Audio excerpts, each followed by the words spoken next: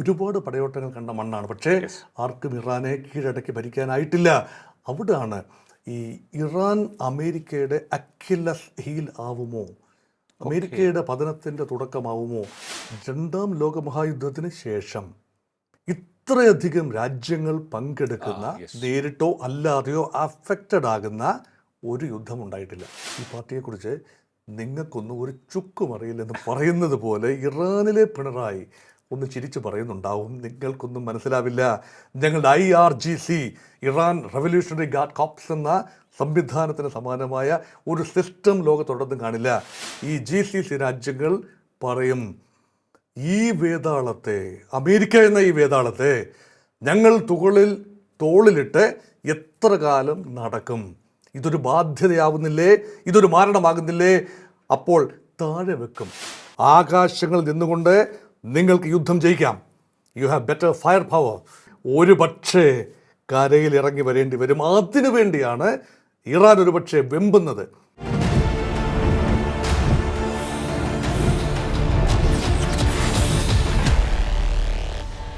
നമസ്കാരം. ടോക്കിംഗ് പോയിന്റിലേക്ക് സ്വാഗതം.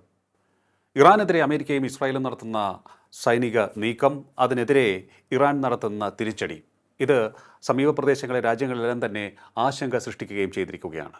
ഇറാൻ്റെ ഭാവി എന്താകും? അവിടുത്തെ ഭരണകൂടത്തിൽ ഏതൊക്കെ തരത്തിലുള്ള മാറ്റങ്ങൾ ഉണ്ടാകും ഖമേനിക്ക് ശേഷം? അതിനോടൊപ്പം തന്നെ ഇസ്ലാമിക ലോകത്തൊക്കെ തന്നെ ഇപ്പോൾ ശക്തമായ പ്രതിഷേധമുയരുന്നുണ്ട് ഖമേനിയുടെ കൊലപാതകത്തെ തുടർന്ന്. ഇത് എത്രത്തോളം നീണ്ടു നിൽക്കാൻ സാധ്യതയുണ്ട്? മറ്റൊരു കാര്യം, അറബ് ലോകം ഇത്ര ശക്തമായി അമേരിക്കയ്ക്ക് ഒപ്പം നിൽക്കുകയാണ്. ഭരണകൂടങ്ങൾ അമേരിക്കയ്ക്കൊപ്പമാണ്. പക്ഷേ ജനങ്ങളുടെ ചിന്താഗതി ഏത് തരത്തിലായിരിക്കും നീങ്ങാൻ സാധ്യത?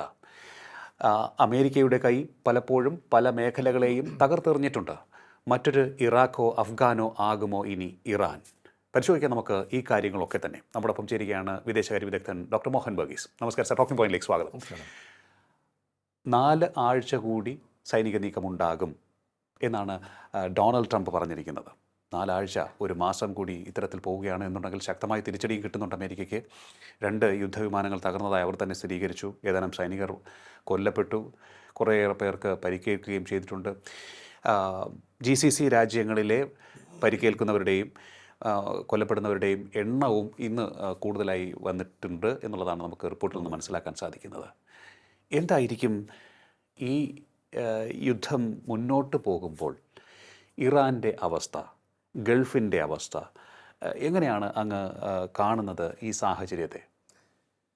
2 പ്രമുഖ വ്യക്തിത്വങ്ങൾ 24 മണിക്കൂർ ഗ്യാപ്പിനിടയിൽ പറഞ്ഞ സമയക്കണക്കാണ് ഇവിടെ പ്രധാന പ്രതിപാദ്യ വിഷയം. 4 ദിവസത്തിനുള്ളിൽ, അതായത് കേവലം 100 മണിക്കൂറിനുള്ളിൽ ഇറാൻ്റെ തലസ്ഥാനത്തിൻ്റെ മുഖച്ഛായ ഇപ്പോൾ കാണുന്നതായിരിക്കില്ല എന്ന് പറഞ്ഞത് ഇസ്രയേലിൻ്റെ പ്രധാനമന്ത്രി ബെഞ്ചമിൻ നെതന്യാഹു. 24 മണിക്കൂറിന് ശേഷം ഒരു ദിവസം കഴിഞ്ഞപ്പോൾ അമേരിക്കൻ പ്രസിഡന്റ് ഡൊണാൾഡ് ട്രംപ് അത് തിരുത്തി പറയുന്നു. 4 ആഴ്ച വേണ്ടി വരും ഞങ്ങൾ ഉദ്ദേശിക്കുന്ന കാര്യങ്ങൾ നേടിയെടുക്കാൻ.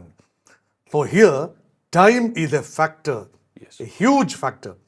അമേരിക്കയുടെ തന്ത്രങ്ങളിൽ, ഇസ്രയേലിൻ്റെ തന്ത്രങ്ങളിൽ ഹിറ്റ് ആൻഡ് ഡിസ്ട്രോയ്, മാക്സിമം പ്രഹരം ഏൽപ്പിക്കുക, തല പൊക്കാനാവാത്ത രീതിയിൽ പ്രഹരം ഏൽപ്പിക്കുക. പക്ഷേ നീണ്ടു പോകരുത്. പാമ്പിനെ കൊല്ലുമ്പോൾ പറയും തലയ്ക്ക് തന്നെ അടിക്കണം. ഒന്ന് പിടയ്ക്കും, ഒരു അടി കൂടെ കൊടുക്കാം, പക്ഷെ വാലിനടിക്കരുത്. പാമ്പ് തിരിഞ്ഞു നിന്ന് കുത്തും.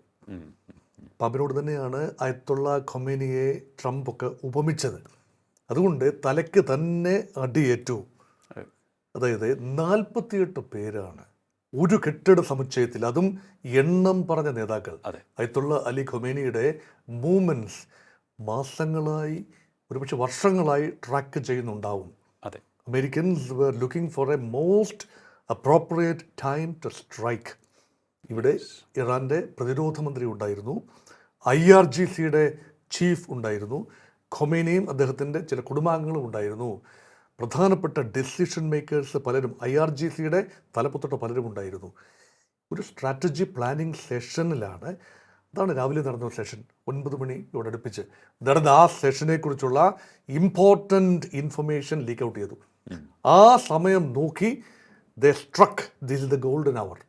യുദ്ധത്തിൻ്റെ ആദ്യ നിമിഷങ്ങളാണ്. ഇപ്പോൾ ഒരു അപകടത്തിൻ്റെ ആദ്യ നിമിഷങ്ങൾ രക്ഷപ്പെടുത്തണമെങ്കിൽ ഗോൾഡൻ അവർ എന്ന് പറയും. ഒരു സ്ട്രോക്ക് വരുമ്പോൾ ചികിത്സ ലഭിക്കുന്ന ആദ്യ നിമിഷങ്ങളാണ് ഗോൾഡൻ അവർ. അത് തരണം ചെയ്താൽ പിന്നെ മറ്റൊരു കാഴ്ചപ്പാടാണ്. ആ സമയത്ത് തന്നെ പരമാവധി നാശനഷ്ടങ്ങൾ. അമേരിക്കയുടെ നിലവിലെ 1-ാം നമ്പർ ശത്രു, death to America, death to Israel എന്ന ചാൻറ്റിങ്ങുമായി ഒരു രാജ്യത്തെ ഇറക്കാലം നയിച്ചിരുന്ന അയത്തുള്ള അലി ഖൊമേനി ചരിത്രത്തിൻ്റെ ഭാഗമായിരിക്കുന്നു. ഖൊമേനി യുഗം അവസാനിച്ചിരിക്കുന്നു, അതോടെ എല്ലാം ഭദ്രം എന്നാണോ? പക്ഷേ Iran has another story to tell. Yes. Iran has been gearing up for a protracted conflict. കാരണം ഈ ബലാബലങ്ങൾ നോക്കുമ്പോൾ അമേരിക്ക ലോകത്തെ 1-ാം നമ്പർ ശക്തിയാണ്. മിലിറ്ററി പവർ ഇൻഡെക്സിലെ ഫയർ പവർ ഇൻഡെക്സ് അനുസരിച്ച് നമ്പർ 1 പവർ. ഇസ്രായേൽ 15-ാം നമ്പർ ശക്തിയും ഇറാൻ ലേശം താഴെ 16-ാം നമ്പർ ശക്തിയുമാണ്. അപ്പോൾ 1-ാം നമ്പർ ശക്തിയും 15-ാം നമ്പർ ശക്തിയും ചേർന്ന് 16-ാമത്തെ ശക്തിയെ ആക്രമിക്കുമ്പോൾ വിജയം എവിടെ എന്നത് പഴുപ്പടിപ്പര് വരെ പോയി പ്രശ്നം വെച്ച് കണ്ടെത്തേണ്ട ആവശ്യമില്ലല്ലോ. അതുകൊണ്ട് എൻഡ് പ്രോഡക്റ്റ് അറിയാം, പക്ഷേ when will the objectives be fulfilled? Time ഫ്രെയിമില്ലേ? അപ്പോൾ ഇറാൻ്റെ സാധ്യത, ഇറാൻ്റെ ദൗർബല്യങ്ങൾ നന്നായി അറിയാം. ഇറാൻ്റെ ഏറ്റവും പ്രധാനപ്പെട്ട സാധ്യത പരമാവധി യുദ്ധം വെർട്ടിക്കലായും ഹൊറിസോണ്ടലായും വ്യാപിപ്പിക്കുക. വെർട്ടിക്കൽ എന്ന് പറയുന്നത് എസ്കലേഷൻ മോഡാണ്, രണ്ട് ഭാഗത്തും പരമാവധി നാശനഷ്ടങ്ങൾ. 2 ഹൊറിസോണ്ടൽ മോഡ് എന്ന് പറഞ്ഞാൽ എന്താണ്? More and more country should be dragged into this quagmire. ഈ യുദ്ധത്തിലേക്ക് ആ പ്രദേശത്തെ പരമാവധി രാജ്യങ്ങളെ, കഴിവതും വൻ ശക്തികളെ ഉൾപ്പെടെ ചൈനയും റഷ്യയും കൂടെ ഇതിലേക്ക് വലിച്ചെടുക്കാനാവുമോ എന്നതാണ് ആത്യന്തിക. അല്ല എങ്കിൽ ഇറാൻ രക്ഷയില്ലല്ലോ. ഇറാൻ എന്തെങ്കിലും രീതിയിൽ പിടിച്ചു നിൽക്കണമെങ്കിൽ aerial bombardment, waves and waves of American and Israeli military bombardment അത് അതിജീവിച്ചു കഴിഞ്ഞാൽ നേതൃത്വം നഷ്ടപ്പെടുമെന്നറിയാം. അപ്പോൾ ബദൽ നേതൃത്വം. അയത്തുള്ള അലി ഖൊമേനി കലം ചെയ്തു, അല്ലെങ്കിൽ കലയവനേക്കുള്ളിൽ പറഞ്ഞു. 3 പേരാണ് ഇപ്പോൾ, 3 പേരടങ്ങുന്ന ഒരു സംവിധാനം. അവിടുത്തെ സുപ്രീം കോടതിയുടെ ചീഫ് ജസ്റ്റിസ്, ഇറാൻ്റെ പ്രസിഡന്റ് മസൂദ് പെസഷ്കിയാൻ, മറ്റേ പുതിയതായി ചുമതല കൊടുത്ത അറാഫി എന്ന് പറയുന്ന അയത്തുള്ള അലി അറാഫി, ഈ 3 പേരടങ്ങുന്ന ഒരു സംവിധാനം. അതിന് പുറമെ ഒരു ഗാർഡിയൻ കൗൺസിലുണ്ട്. 88 പേരടങ്ങുന്ന ഒരു സമിതിയാണ് പുതിയ അയത്തുള്ളയെ അല്ലെങ്കിൽ പരമാധ്യക്ഷനെ തിരഞ്ഞെടുക്കേണ്ടത്. They have a system in place. One Ayatollah is gone, another will come in.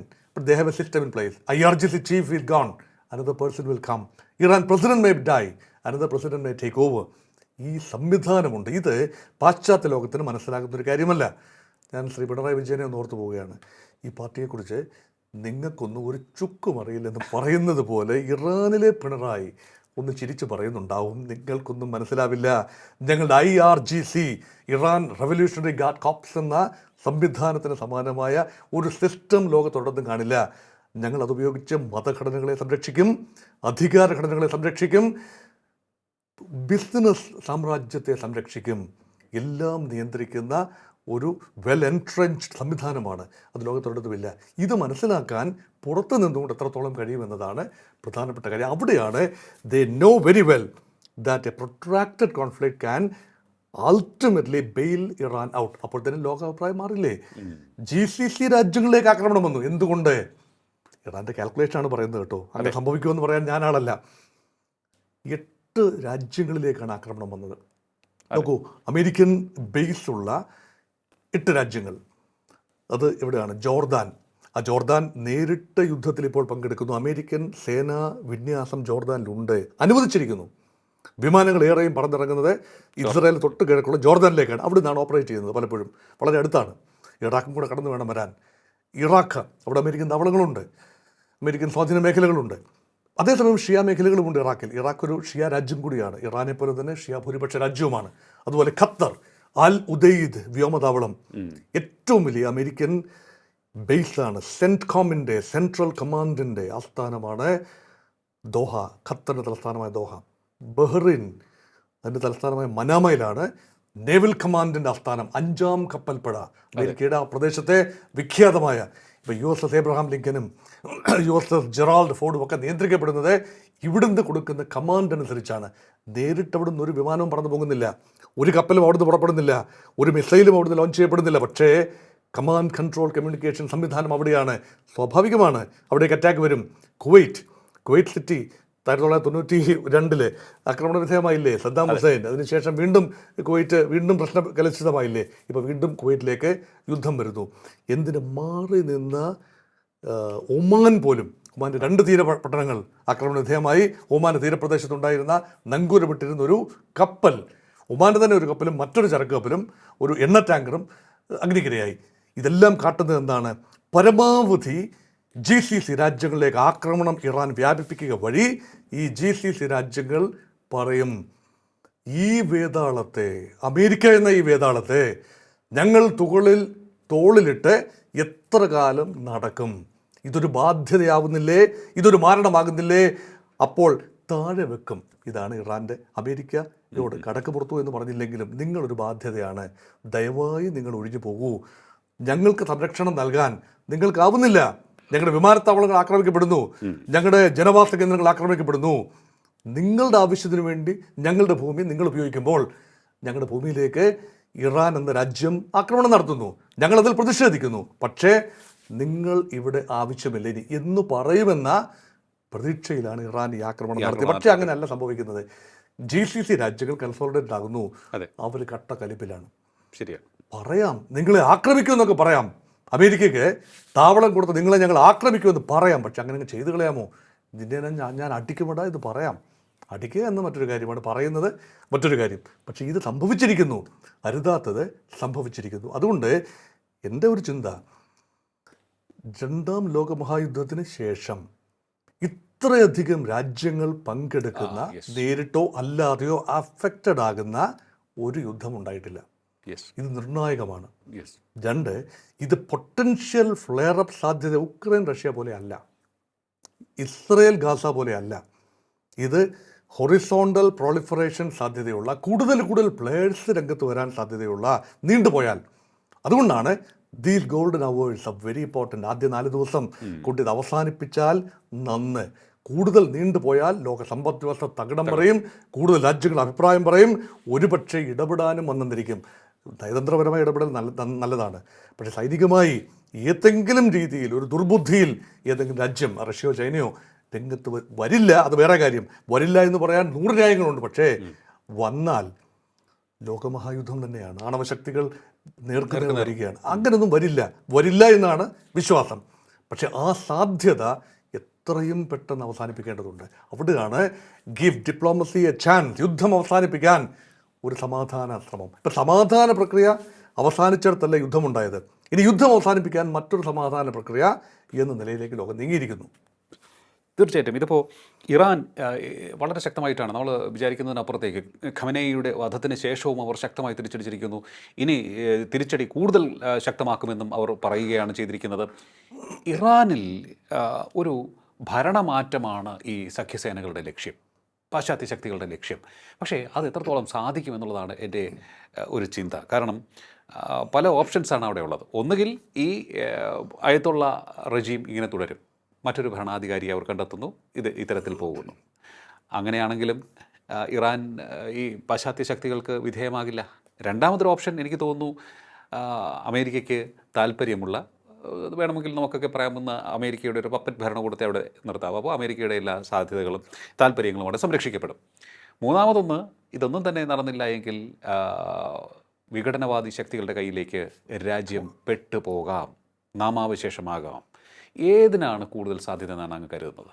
ഈ സാധ്യതകളെല്ലാം നിലനിൽക്കുന്നു. ഓക്കെ, പക്ഷേ there will be a change.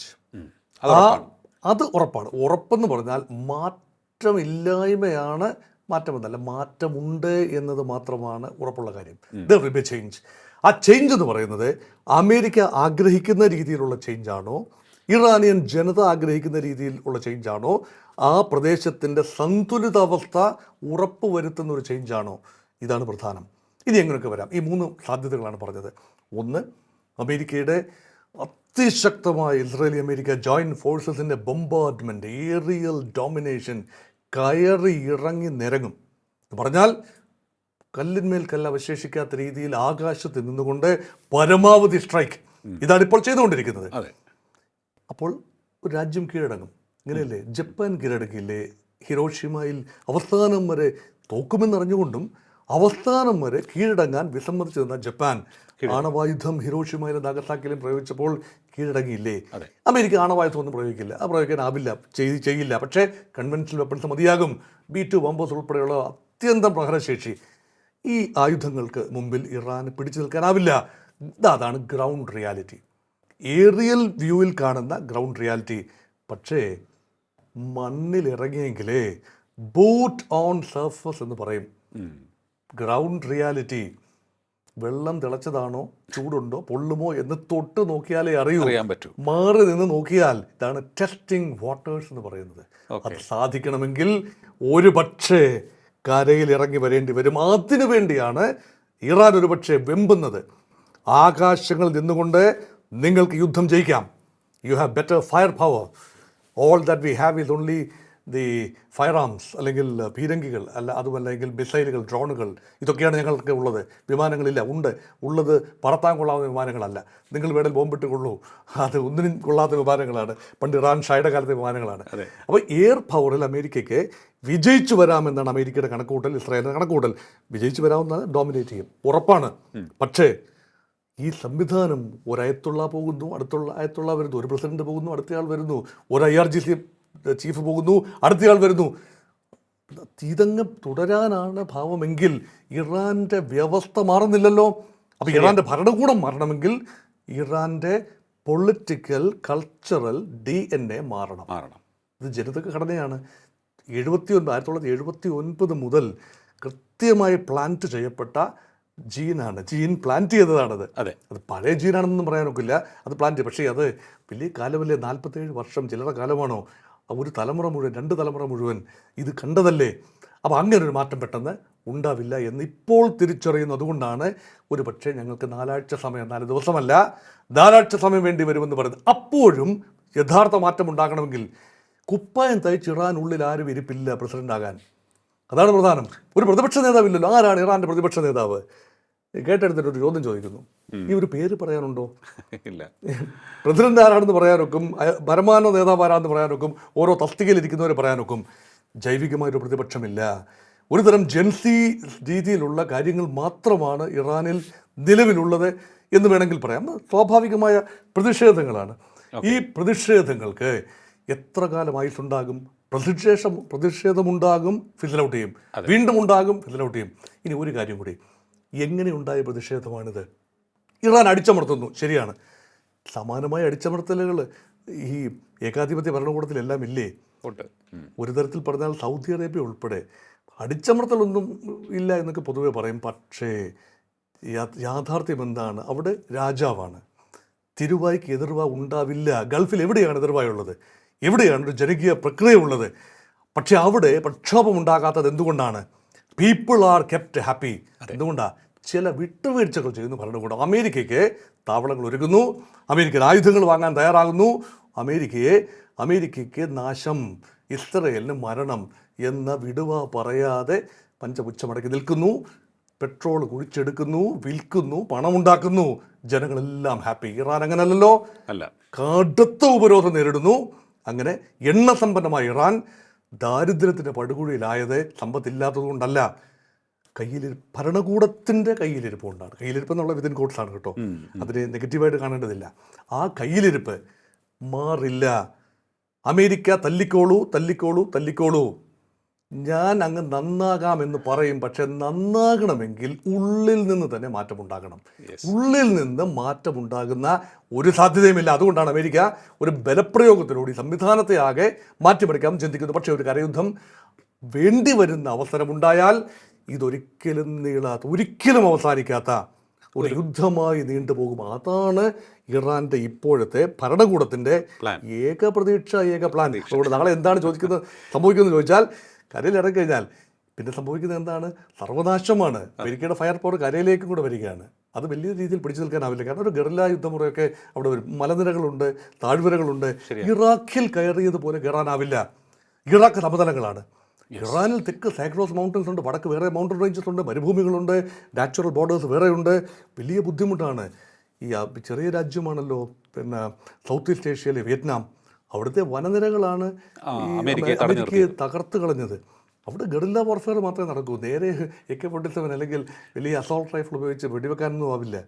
അവിടുത്തെ ആയുധം എന്നൊക്കെ പറയുന്നത് മാങ്ങ പറിച്ചെറിയുക. അപ്പോൾ ആളുകളുടെ ശ്രദ്ധ തെറ്റും. അപ്പോൾ പിന്നെ നിലവിലുള്ള എന്തെങ്കിലും ഒരു കത്തിയോ ചെറിയ തോക്കോ ഉപയോഗിച്ച് വെടിവെക്കുക. ഇതൊക്കെയാണ് സംഭവിക്കുന്നത്. ആ രീതിയിലുള്ള മാൻ ടു മാൻ വാർഫെയറാണ് അവിടെ.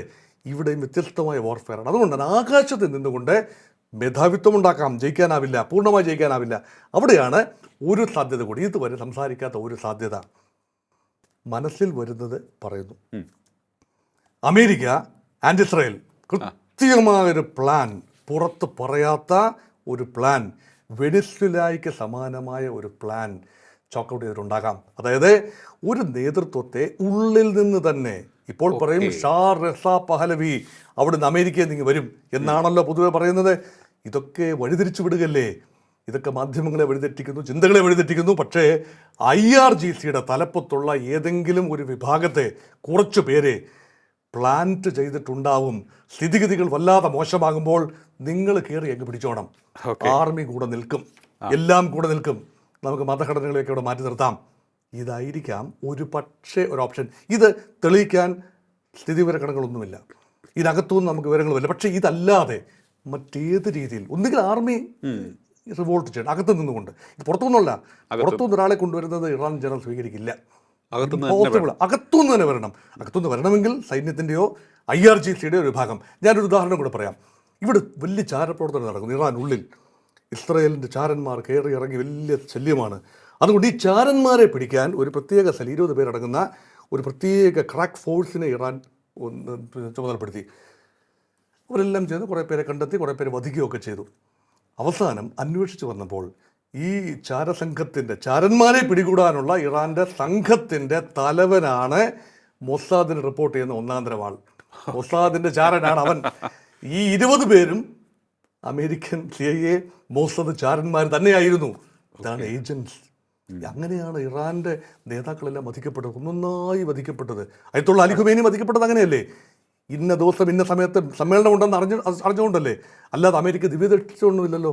അമേരിക്കയുടെ ചാരക്കണ്ണുകൾ മാത്രം കാണുന്നതല്ല, ഇതിനകത്ത് നിന്ന് ഇൻഫർമേഷൻ ടിപ്പ് ഓഫ് ചെയ്യുന്നു എന്ന് വേണം കരുതാൻ. അതിനി നടക്കില്ലേ?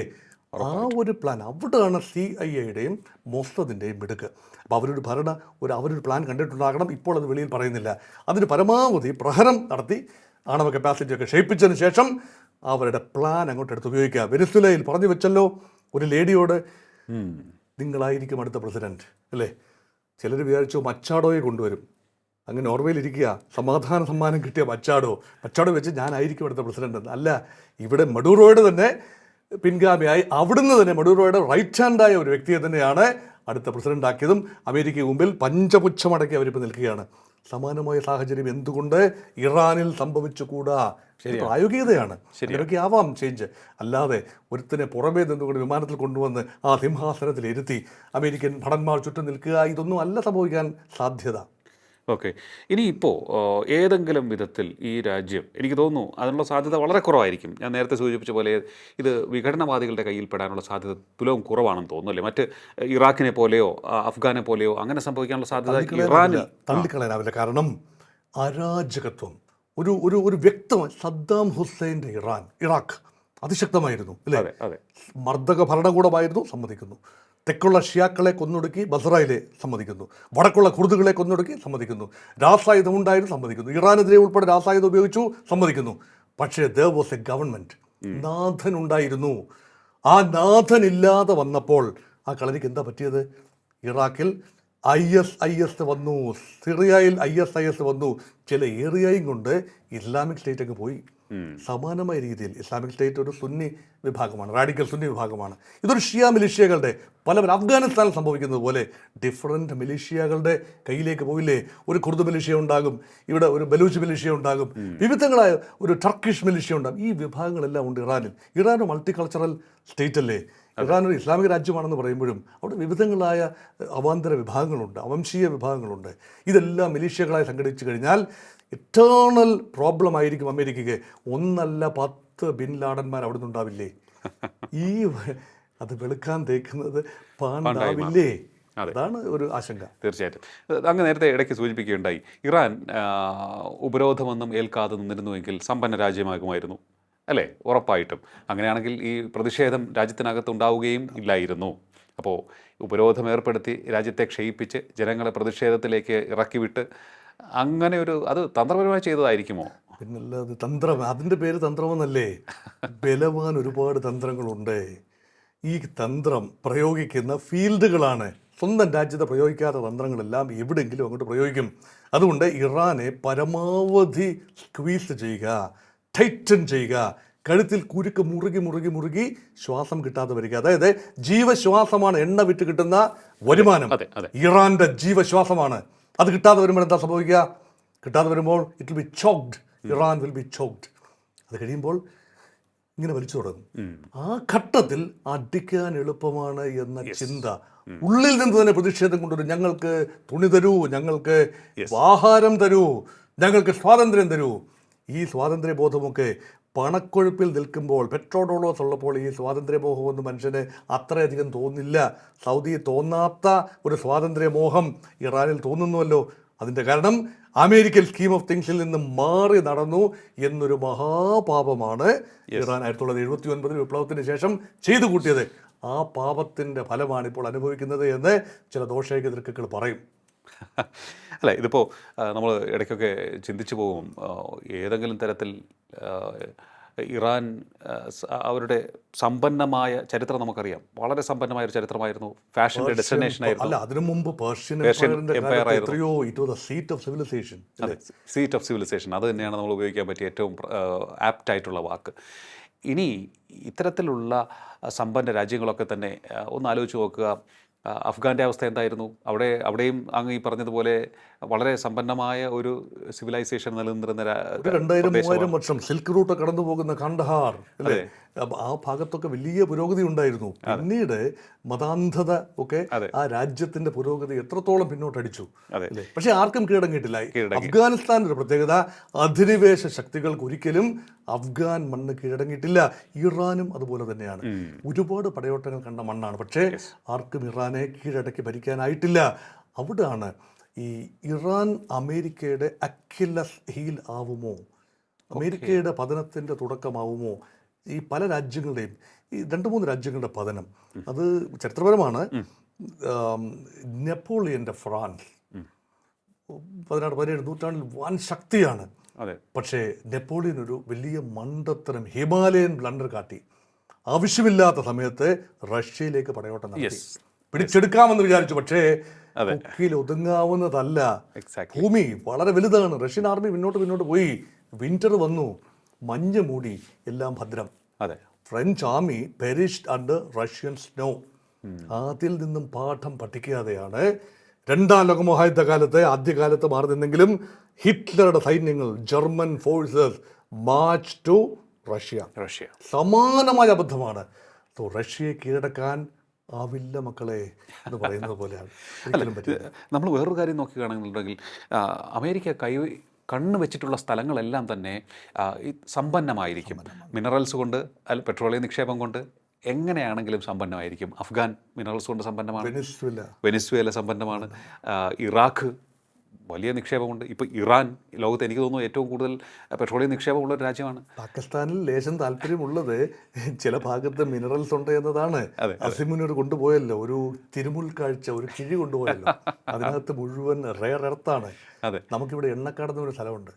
അവിടെ നിന്നൊരു സ്നേഹിതൻ എന്നോട് പറഞ്ഞു, സാറേ ആക്രമണ ഭീഷണി ഞാൻ നേരിടുന്നുണ്ട്. ഞാൻ പറഞ്ഞു, എന്താ സാറേ? എൻ്റെ എൻ്റെ വീടിൻ്റെ പേര് എണ്ണക്കാടെന്നാണ്. എവിടെ എണ്ണയുണ്ടോ ട്രംപിൻ്റെ കണ്ണവിടെ പതിയും. വലിയ പ്രശ്നമാണ് സാർ, എന്താ ചെയ്യുക? അല്ല, ഇത്തരത്തിലുള്ള നിക്ഷേപങ്ങളൊക്കെ തന്നെ പിന്തുടർന്ന് ആക്രമിച്ച് കീഴ്പ്പെടുത്തുക, ആ സ്ഥലം നാമാവശേഷമാക്കുക, അവിടെ ഒരു തരത്തിലുമുള്ള സ്ഥിരതയുള്ള കരുത്തുറ്റ ഭരണകൂടം ഉണ്ടാവാതിരിക്കാൻ ശ്രദ്ധിക്കുക. ശ്രദ്ധിക്കുക. ഈ കാര്യങ്ങളൊക്കെ അവർ ചെയ്തു കൂട്ടുകയല്ലേ. നോക്കൂ, ഗൾഫ് മേഖലയിലേക്ക് നോക്കുക. അവിടെ എല്ലാം തന്നെ എണ്ണ നിക്ഷേപമുണ്ട്. അവിടെ എല്ലാം തന്നെ വലിയ രീതിയിൽ ഉള്ള സാധ്യതകളുള്ള മേഖലയാണ്. സൗദി ആണെങ്കിലും അങ്ങനെ തന്നെയാണ്. ഇത് ഒരു പരമാർത്ഥം തന്നെയല്ലേ. അമേരിക്കയുടെ കുറുക്കൻ കണ്ണ്, അത് നമ്മൾ പലപ്പോഴും ചർച്ച ചെയ്തിട്ടുണ്ടെങ്കിലും തന്നെ ഒന്ന് ആലോചിച്ച് നോക്കിയാൽ ആ ഒരു റൂട്ട് നോക്കുകയാണെന്നുണ്ടെങ്കിൽ കഴുകൻ കണ്ണെന്നാണ് കുറച്ചുകൂടി നല്ലത്. കുറുക്കനാകണമെങ്കിൽ തറയിൽ ഇറങ്ങേണ്ടി വരും. അമേരിക്കൻ ഈഗിൾ ഈസ് ഫ്ലൈങ്, വളരെ മുകളിൽ നിന്നുകൊണ്ട് ഈഗിൾ ഈസ് വാച്ചിങ്. കഴുകൻ കണ്ണുകളാണ്. പരുന്തും കഴുകനും ഒക്കെ ആകാം. അങ്ങനെ വൾച്ചറാണ് ആ സെൻസിൽ പറഞ്ഞാൽ. ഇവിടെ ഫീസ്റ്റിംഗ് ഓൺ ഡെഡ് ബോഡീസ്, ഇതല്ലേ സംഭവിക്കുന്നത്. ഓരോ ഇക്കോണമിയെയും ഡെഡ് ഇക്കോണമിയായി മാറ്റിയെടുക്കുക, എന്നിട്ട് അതിൽ നിന്നും പരമാവധി കാര്യങ്ങൾ ഊറ്റിയെടുക്കുക. അപ്പോൾ ഈ സമ്പദ് വ്യവസ്ഥയിൽ ഏതെങ്കിലും രീതിയിൽ വലിയ നിക്ഷേപങ്ങൾ, ധാതു നിക്ഷേപങ്ങളോ എണ്ണ നിക്ഷേപങ്ങളോ ഉണ്ടെങ്കിൽ അവിടെ മാത്രം ഊഷരഭൂമി അമേരിക്കയ്ക്ക് വേണ്ട. സൈബീരിയ ഒന്നും വേണ്ട, ചുമ്മാ കൊടുത്താലും വേണ്ട. പക്ഷെ അവിടെ മിനറൽസ് ഉണ്ടാവും. ഭാവിയിൽ എങ്ങനെയാണെന്ന് അറിയില്ല. ഗ്രീൻലൻഡ് ഇങ്ങ് പോരട്ടെ എന്ന് പറഞ്ഞപ്പോൾ ഒരു സംശയം തോന്നി. അവിടെ മഞ്ഞാണ്, പക്ഷേ അതിൻ്റെ അടിയിൽ ധാതുക്കളും ലവണങ്ങളും എണ്ണയും ഒക്കെ ഏറെ കാണും. അതൊരു വലിയ വിഷയമാണ്. അവിടെയാണ് ഒരു കച്ചവട കണ്ണോടുകൂടിയാണ് ഒരു രാജ്യം പ്രവർത്തിക്കുന്നത്. അതിൻ്റെ കച്ചവടക്കാരനായ പ്രസിഡന്റ് രംഗത്തുള്ളപ്പോൾ എല്ലാം ഒരു കച്ചവടമയമാണ്, ട്രാൻസാക്ഷണലാണ് എല്ലാം. ബന്ധങ്ങൾക്ക് അവിടെ സ്ഥാനമില്ല. അവിടെയാണ് വെറും വീൺവാക്ക്. ഇറാൻ ജനതയോട് പറയുകയാണ്, ഇതാ ഞാൻ സഹായം എത്തിക്കുന്നു, നിങ്ങൾക്ക് മോചനം അരികെ, ഞാനിതാ രക്ഷകനായി അവതരിച്ചിരിക്കുന്നു. രക്ഷകനല്ല, ഇത് കോഴിക്കോടിന് കാവല് കുറുക്കനെ ഏൽപ്പിച്ചതുപോലെ ഉള്ളൂ. അതല്ല, ഈ ഇറാൻ ജനത രക്ഷിക്കുക എന്നതല്ല, ഇറാൻ ജനതയെ ജനാധിപത്യവൽക്കരിക്കുക, make the world safe for democracy അമേരിക്കയുടെ മുദ്രാവാക്യമാണ്. അല്ല, അമേരിക്കയ്ക്ക് ഓൺ ഇൻട്രസ്റ്റ് മാത്രമേ ഉള്ളൂ. അതിന് പറ്റുന്ന പ്രസിഡന്റുമാരെ അവർ തിരഞ്ഞെടുക്കൂ. അതിൽ ഏറ്റവും ഉചിതൻ നിലവിൽ ഡൊണാൾഡ് ട്രംപ് തന്നെയാണ്. ഇഷ്ടപ്പെട്ടാലും ഇല്ലായെങ്കിലും. പിന്നെ അമേരിക്കൻ ജനതയ്ക്ക് ചില ബുദ്ധിമുട്ടുകളൊക്കെ ഉണ്ട്. ഇത്രയൊക്കെ അങ്ങോട്ട് പോകണോ എന്ന് ചിന്തിക്കുന്നവരൊക്കെ അമേരിക്കയിലുണ്ട്. അതുകൊണ്ടാണ് ഇപ്പം പാർലമെൻറ്റിൽ പ്രമേയമൊക്കെ വരുന്നത്.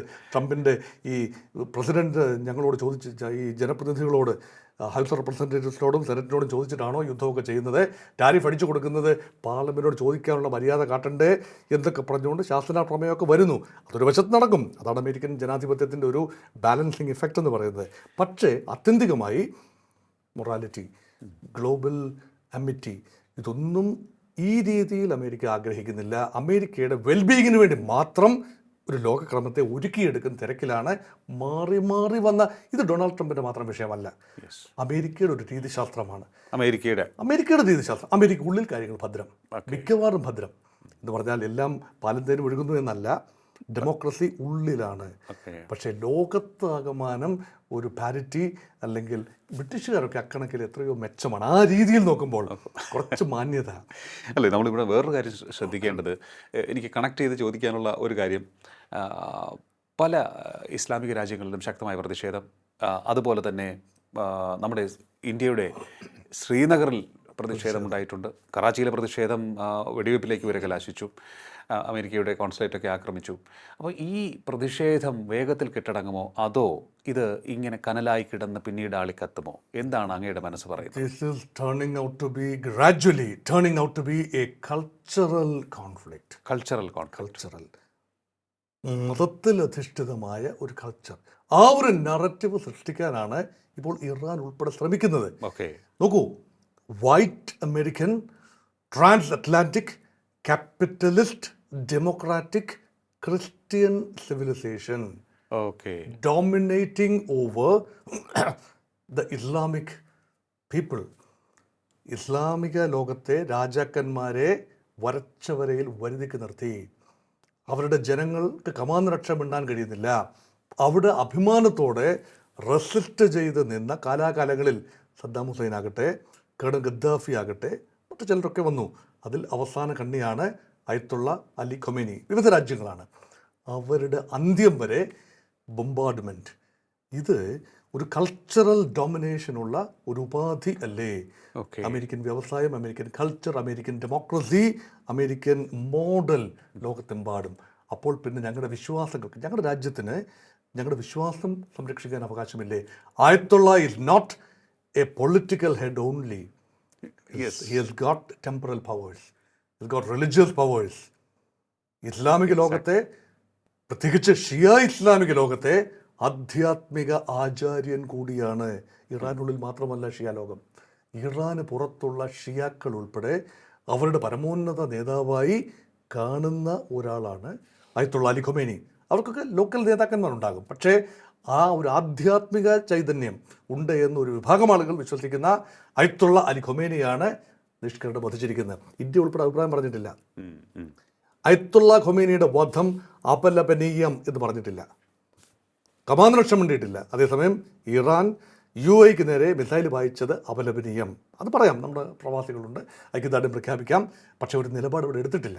അപ്പം American attack, Israeli attack against Iran India നിലപാടെടുത്തിട്ടില്ല. ആകെ നിലപാടെടുത്ത രാജ്യങ്ങൾ ചൈന, റഷ്യ, പാകിസ്ഥാൻ. പാകിസ്ഥാൻ പറഞ്ഞു ഇത് അപലപനീയം, കാരണം നമുക്ക് അലോസരം ഉണ്ടാക്കുന്നതാണ് തീർച്ചയായും. ചൈന, റഷ്യയും പറഞ്ഞു അപലപനീയം. പക്ഷേ അത് പറഞ്ഞതല്ലാതെ ഒരു ചെറുവിരൽ അനക്കാൻ സൈനികമായി നീങ്ങാൻ കഴിയുന്നില്ല. ആ പശ്ചാത്തലത്തിലാണ് പാകിസ്ഥാൻ ഉള്ളിൽ ഉൾപ്പെടെ ഷിയ അനുകൂല, ഖൊമേനി അനുകൂല പ്രകടനങ്ങൾ നടന്നതും അമേരിക്കൻ എംബസിക്കെതിരെ കറാച്ചിയിൽ, അമേരിക്കൻ കോൺസുലേറ്റിനെതിരെ, തെക്കൻ നഗരമായ കറാച്ചിയിൽ, തുറമുഖ നഗരമായ കറാച്ചിയിൽ ആക്രമണം നടന്നു. 10 പേരാണ് ഇവിടെ മരിച്ചത്, വെടിയേറ്റ് മരിച്ചതാണ്. പ്രക്ഷോഭകർക്കെതിരെ ഗവൺമെൻറ് നിറയൊഴിച്ചു. അതുപോലെ ലാഹോറിൽ മറ്റൊരു 10-11 പേരാണ് മരിച്ചത്. അതും വേണ്ട ജിൽജിത്ത് ബാൾട്ടിസ്ഥാൻ മേഖല, കാശ്മീരാണ്, കാശ്മീരിൻ്റെ വടക്കൻ ഭാഗം, പാകിസ്ഥാൻ്റെ അധിനിവേശത്തിലുള്ള കാശ്മീർ ഭാഗമാണ്.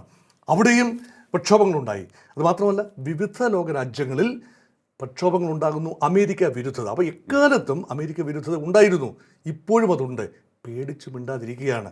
അതുകൊണ്ട് ഈ വിജയം തന്നെയാണ് വരാൻ പോകുന്നത് ആത്യന്തികമായി. പക്ഷെ ആ വിജയത്തിലൂടെ ഹൃദയങ്ങൾ ജയിക്കാൻ കഴിയുന്നില്ല അമേരിക്കയ്ക്ക്. യുദ്ധം ജയിക്കാൻ കഴിയുമായിരിക്കാം, ഹൃദയങ്ങൾ വിൻ ചെയ്യാനാവുമോ? അതൊരു വിഷയമാണ്. എങ്കിലും ഞാൻ അങ്ങ് നേരത്തെ സൂചിപ്പിച്ച ഒരു വാക്കിൽ പിടിച്ചുകൊണ്ട് വീണ്ടും ഒരു ചോദ്യം ചോദിക്കുകയാണ്. എന്നും അമേരിക്ക സ്വന്തം ഇഷ്ടം അടിച്ചേൽപ്പിക്കാറുണ്ട്. വലിയേട്ടൻ്റെ തീരുമാനത്തിന് എതിരെ നിൽക്കാൻ ആർക്കും സാധിക്കാറില്ല. ഗ്ലോബൽ പവേഴ്സിനനുസരിച്ച് പോയില്ല എങ്കിൽ നാമാവശേഷമാക്കി കളയും. അത് നമ്മൾ കണ്ടതാണ്, അഫ്ഗാനിൽ കണ്ടു. അതുപോലെ തന്നെ ഇപ്പോൾ ഇറാഖ്, ഇപ്പോൾ ഇറാൻ, ഇങ്ങനെയുള്ള സംഭവങ്ങളൊക്കെ നടക്കുന്നു. പക്ഷേ ഈ കിടാതെ കിടക്കുന്ന പ്രതിഷേധത്തിൻ്റെ കനലുകൾ, എതിർപ്പുകൾ അമേരിക്കയ്ക്കെതിരെ പല സ്ഥലത്തു നിന്നും ഒരുമിച്ച് ഒത്തുകൂടുമോ എന്നുള്ളൊരു സംശയം കൂടി ഇപ്പോൾ ജനിക്കുകയാണ്.